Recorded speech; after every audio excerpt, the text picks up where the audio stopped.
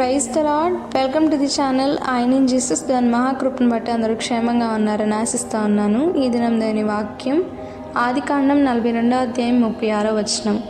అప్పుడు వారి తండ్రి అయిన యాకోబు వారిని చూచి, మీరు నన్ను పుత్రహీనునిగా చేయుచున్నారు.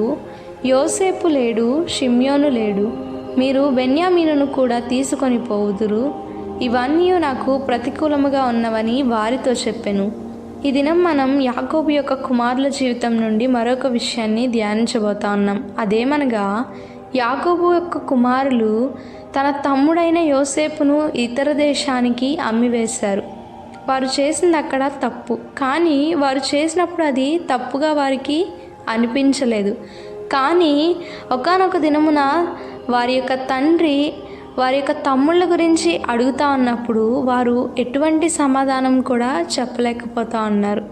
మన జీవితంలో కూడా మన తండ్రి అయిన దేవుడు మనల్ని తీర్పు దినమందు మనల్ని నించోపెట్టి మనం చేసే చిన్న చిన్న తప్పుల గురించి మనల్ని ప్రశ్నిస్తూ ఉన్నప్పుడు మన దగ్గర సమాధానం ఉందా?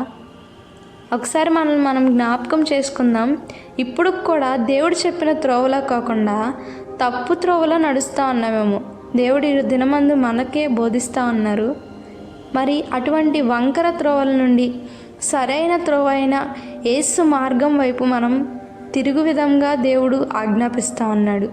మరి మనం తిరిగే వారంగా ఉన్నామా? ఇంకనూ యాకోబు కుమారుల వరే జీవిస్తూ ఉన్నామా? ప్రార్థించుకుందాం. మమ్మల్ని మికిలిగా ప్రేమించిన మా ప్రియ పరలోకపు తండ్రి, దేవ, గడిచిన కాలం అంతా నీ సన్నిధిలో మీరు మీ యొక్క రెక్కల కింద కాచిన విధానాన్ని బట్టి మీకే కృతజ్ఞతాస్తుతులు చెల్లిస్తూ ఉన్నాం. ఎందుకు అర్హత లేని మమ్మల్ని ఎన్నుకున్నారు, అందుని బట్టి మీకే వందనాలు.